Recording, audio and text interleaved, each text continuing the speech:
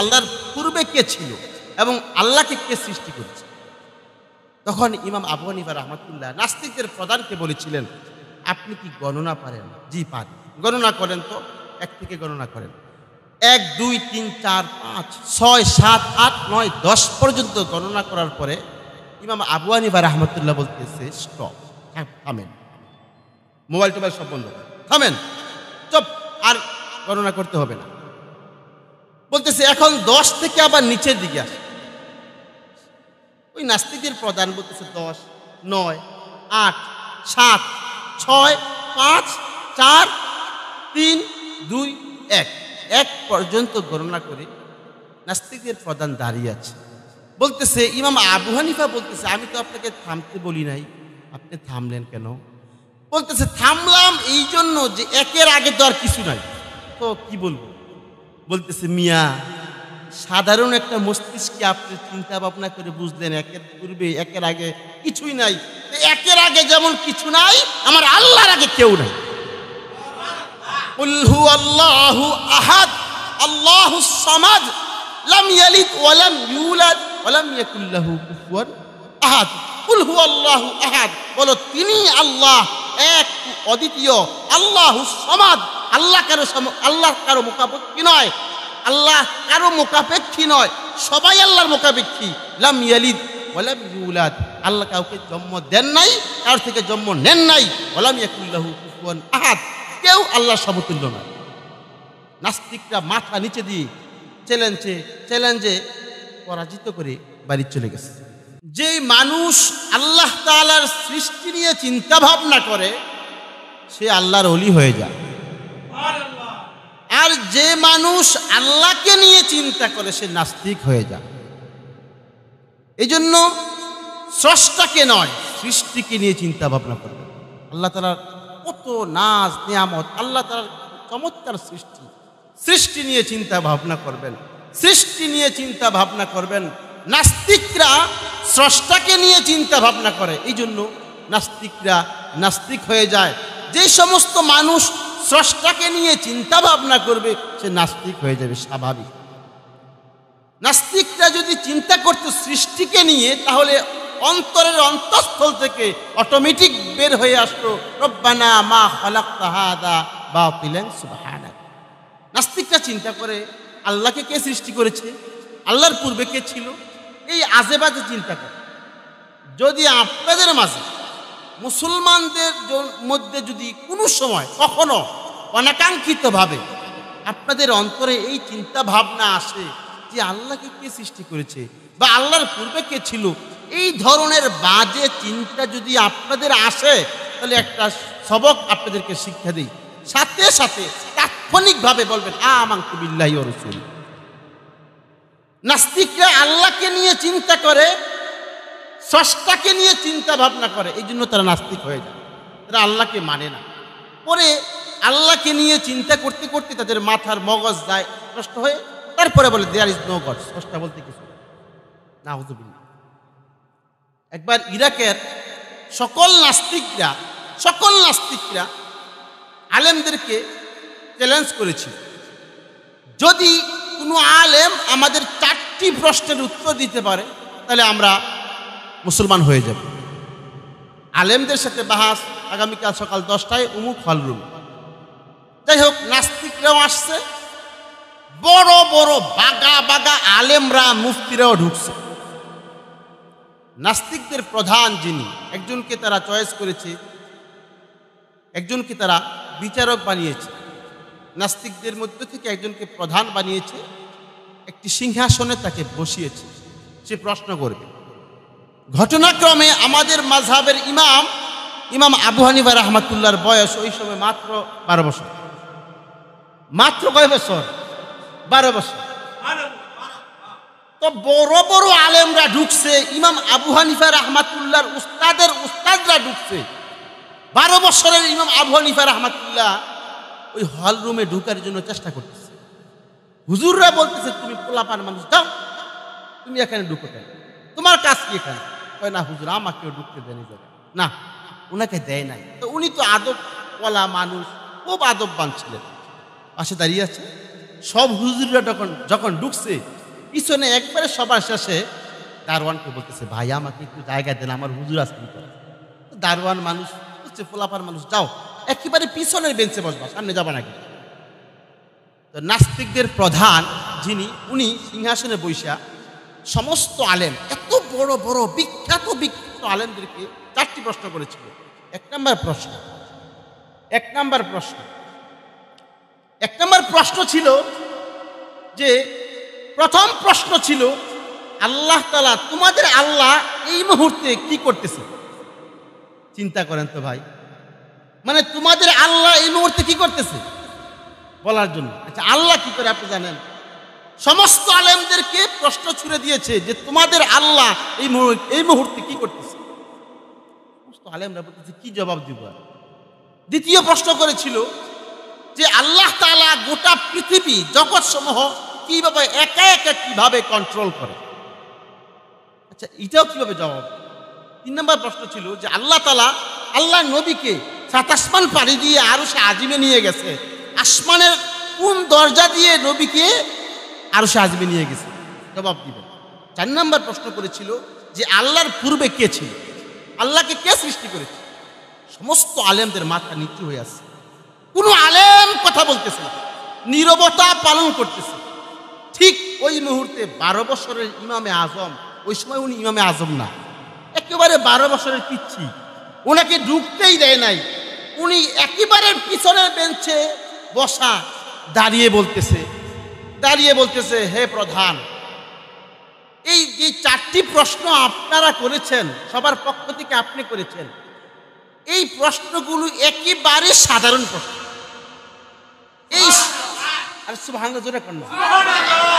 এই সাধারণ প্রশ্ন আমাদের এত বড় বড় আলেমদের কি করেছেন, এই ছোট প্রশ্ন তাদের পক্ষে মানায় না। এই জন্য হুজুররা আমাকে নিয়ে আসছে আপনাদের মতো ছোট ছোট প্রশ্ন এর জবাব দেওয়ার জন্য। আমি ছোট ফুলাফানি যথেষ্ট। সমস্ত আলেমরা বলে কি রে, ঢুকলো কেমনি থাকে। তো বলতেছে বাবা, তাহলে তুমি পিছনের বেঞ্চে কেন? বলতেছে বড় বড় আলেমরা সামনে বসছে, আমার উস্তাদেরা, তো আপনাদের এই প্রশ্নের জন্য আমি ছাত্রই যথেষ্ট। সামনে আসবো? জি আসো। সামনে গিয়ে ওই প্রধান যিনি সিংহাসনে বসা, ওরে বলতেছে যে আচ্ছা আপনি বলেন তো, যিনি জবাব দেয় তিনি বড় নাকি যিনি প্রশ্ন করে তিনি বড়? নাস্তিকদের প্রধান বলতেছে যিনি জবাব দেয় তিনি উস্তাদ, যিনি প্রশ্ন করে তিনি ছাত্র। এরপরে বলতেছে তাহলে আমি যে জবাব দিব আর আপনি শুনবেন, আপনারা শুনবেন, তাহলে আপনি সিংহাসনে বসা, আমি উস্তাদ নিচে দাঁড়িয়ে আছি, এটা খারাপ দেখা যায় না? সাথে সাথে তাৎক্ষণিকভাবে ওই নাস্তিকদের প্রধান নিচে নেমে আসলো। ইমাম আবু হানিফা 12 বছরের শিশুকে ওই জায়গায় বসায় দিল। উনি বৈশা, পোলাপান মানুষ ভালোভাবে লাগালো পায় না, বৈশা বলতেছে আপনাদের প্রথম প্রশ্ন কি ছিল? তো নাস্তিকদের প্রধান বলতেছে আমাদের প্রথম প্রশ্ন ছিল যে আল্লাহ তাআলা এই মুহূর্তে কি করতেছে। ইমাম আবু হানিফা রাহমাতুল্লাহ বলতেছে আল্লাহ এই মুহূর্তে আপনার মতন গাদাকে নিচে নামাইয়া আমার মতন পোলাপানকে সিংহাসনে বসাইছে। নাস্তিক সবাই বোকা হয়ে গেছে। আরে বললো কি বাচ্চা, 12 বছরের শিশু বলতেছে আপনার মতন গাদাকে এই মুহূর্তে সিংহাসন থেকে নামাইয়া আমার মতন পিচ্ছি বাচ্চাকে সিংহাসনে বসাইলেন। আপনাদের দ্বিতীয় প্রশ্ন কি ছিল? নাস্তিকরা বলতেছে, নাস্তিকদের প্রধান বলতেছে আমাদের দ্বিতীয় প্রশ্ন ছিল যে গোটা জগৎ সমূহ আল্লাহ তাআলা একা একা কিভাবে কন্ট্রোল করে, কিভাবে পরিচালনা করে। বলতেছে এই প্রশ্নের জবাব দিতে একটি মোমবাতি দরকার আছে। মোমবাতি নিয়ে আসলো, মোমবাতির মধ্যে আগুন দিল, আগুন দেওয়ার পর আগুন জ্বলতেছে। নাস্তিকদের প্রধান যিনি, ওনাকে বলতেছে আচ্ছা আপনি বলেন তো এই মোমবাতির আলোটা মানে এর মুখটা কোন দিকে সে আলো দিচ্ছে? নাস্তিক প্রধান যিনি, উনি বলতেছে এটা তো চতুর্দিকে আলো দিচ্ছে, এটার মুখ তো চতুর্দিকে। ইমাম আবু হানিফা 12 বছরের পিচ্ছি, 12 বছরের শিশু, ইমাম আজম আবু হানিফা রাহমাতুল্লাহ বলে মিয়া আপনাদের মস্তিষ্কে কুকুরে প্রস্রাব করেছে। সাধারণ একটি মোমবাতি যদি চতুর্দিকে আলো দিতে পারে তাহলে আরশে আজিমের মালিক আল্লাহ রাব্বুল আলামিন গোটা পৃথিবী কন্ট্রোল করতে পারবে না কেন? এরপরে বলতেছে আল্লাহ তাআলা তো যেমন তেমন না। বলতেছে 7 আসমান 7 জমিন কেন? আল্লাহর সিংহাসন আরশ, আর রহমানু আলাল আরশ ইস্তাওয়া। আল্লাহর আরশের ভিতরে যে সিংহাসন আছে, এই সিংহাসন তো যেমন তেমন না। আল্লাহর সিংহাসন এতই বড়, 7 আসমান আর 7 জমিন যদি আল্লাহর সিংহাসনে ছেড়ে দেওয়া হয়, আল্লাহর সিংহাসনের উপর রাখা হয়, তাহলে একবারে বিশাল মরুভূমিতে যদি একটি আংটি নিক্ষেপ করেন, বিশাল মরুভূমির তুলনায় আংটি যেমন ছোট, 7 আসমান 7 জমিন আল্লাহর সিংহাসনে রাখলে এমন আংটির মতো শুরু দেখা যায়। নাস্তিকরা চুপ হয়ে গেছে। তৃতীয় প্রশ্ন কি ছিল? বলতেছে তৃতীয় প্রশ্ন ছিল যে আল্লাহ তাআলা আল্লাহর নবীকে 7 আসমান পাড়ি দিয়ে মেরাজে আরশে আজিমে নিয়ে গেছে, আকাশের কোন দরজা দিয়ে নিয়ে গেছে? ইমাম আবু হানিফা রাহমাতুল্লাহ বলতেছে এই প্রশ্নের জবাব দিতে গেলে একটি ডিম প্রয়োজন ছিল, ডিমের প্রয়োজন। ডিম আনা হলো। এবার ডিম ধরে ইমাম আবু হানিফা রাহমাতুল্লাহ নাস্তিকদের প্রধানকে বলে যে বলেন তো, এই কিছুদিন পরে এই ডিমটি যদি মুরগির নিচে দেয়, তা দিলে বাচ্চা ফুটবে। আচ্ছা আপনি বলেন তো, এই মুরগি যখন তা দিবে, এই ডিমের কোন দিক দিয়ে বাচ্চাটা ফুটতে পারে? তো নাস্তিকদের প্রধান বলে আরে মিয়া, ফালতু একটা প্রশ্ন করলেন না আপনি। এটা মুরগি ঠুকুর দিবে, মুরগির বিষয়, কোন দিকটা বের করবে তার বিষয়, এটা আমি জবাব দিব কিভাবে? তখন ইমাম আবু হানিফা রাহমাতুল্লাহ বলতেছে মিয়া, মুরগির বিষয়, মুরগি কোন দিক দিয়ে ডিমে ঠুকুর দিবে বাচ্চা বের হবে, এটা আপনি বলতেছেন ফালতু প্রশ্ন। তাহলে আল্লাহর দুস্থকে 7 আসমান পাড়ি দিয়ে তার বাড়িতে মেহমান বানিয়ে নিয়েছে, আল্লাহর নবীকে নিছে, এটা আল্লাহর বিষয় আর নবীর বিষয়, আর আপনাদের মতন বলদরা এই ফালতু প্রশ্ন করলেন কেন? যেমন কুকুর তেমন মুগুর। সুবহানাল্লাযী আসরা বিআবদিহি লাইলাম মিনাল মাসজিদিল হারাম ইলাল মাসজিদিল আকসা আল্লাযী বারাকনা হাওলাহু লিনুরিয়াহু মিন আয়াতিনা ইন্নাহু হুয়াস সামিউল বাসীর। আল্লাহর নবীকে নিচে কোন দরজা দিয়ে নিয়ে গেছে, এটা আল্লাহ বুঝে আর আল্লাহর নবীজি বুঝে। এই ফালতু প্রশ্ন করলেন। তিনটা প্রশ্ন তাদের যুক্তিসঙ্গত হয়েছে, তারা আবার যুক্তি মানে। 4 নম্বর প্রশ্ন, আল্লাহর আগে কে ছিল, আল্লাহর পূর্বে কে ছিল, এবং আল্লাহকে কে সৃষ্টি করেছে? তখন ইমাম আবু হানিফা রাহমাতুল্লাহ নাস্তিকদের প্রধানকে বলেছিলেন আপনি কি গণনা পারেন? জি পারি। গণনা করেন তো, 1 থেকে গণনা করেন। 1 2 3 4 5 6 7 8 9 10 পর্যন্ত গণনা করার পরে ইমাম আবু হানিফা রাহমাতুল্লাহ বলতেছে স্টপ, থামেন, মোবাইল টোবাইল সব বন্ধ করেন, থামেন, চুপ, আর গণনা করতে হবে না। বলতেছে এখন 10 থেকে আবার নিচের দিকে আসে। ওই নাস্তিকের প্রধান বলতেছে 10 9 8 7 6 5 4 3 2 1 পর্যন্ত গণনা করে নাস্তিকের প্রধান দাঁড়িয়ে আছে। বলতেছে ইমাম আবু হানিফা বলতেছে আমি তো আপনাকে থামতে বলি নাই, আপনি থামলেন কেন? বলতেছে থামলাম এই জন্য যে 1-এর আগে তো আর কিছু নাই। তো কি বলবো? বলতেছে মিয়া, সাধারণ একটা মস্তিষ্কে আপনি চিন্তা ভাবনা করে বুঝলেন 1-এর পূর্বে 1-এর আগে কিছুই নাই।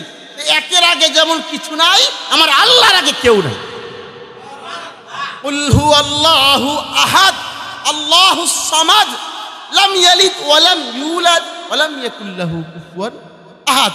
কুল হুয়াল্লাহু আহাদ, বলো তিনি আল্লাহ এক, অদ্বিতীয়, আল্লাহুস সামাদ, আল্লাহ কারো মুখাপেক্ষী নয়, আল্লাহ কারো মুখাপেক্ষী নয়, সবাই আল্লাহর মুখাপেক্ষী।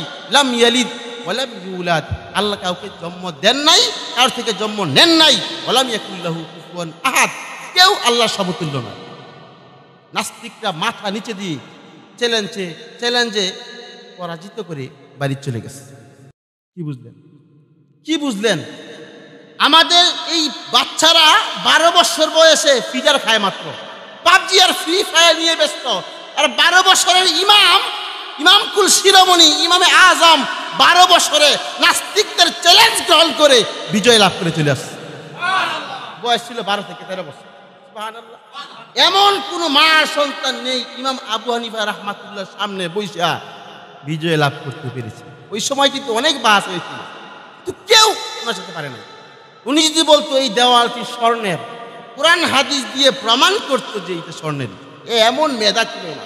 আল্লাহর নবীজি ওনার বিষয়ে ভবিষ্যৎবাণী করেছে। কেমন ইমাম আমাদের মাযহাবের ইমাম,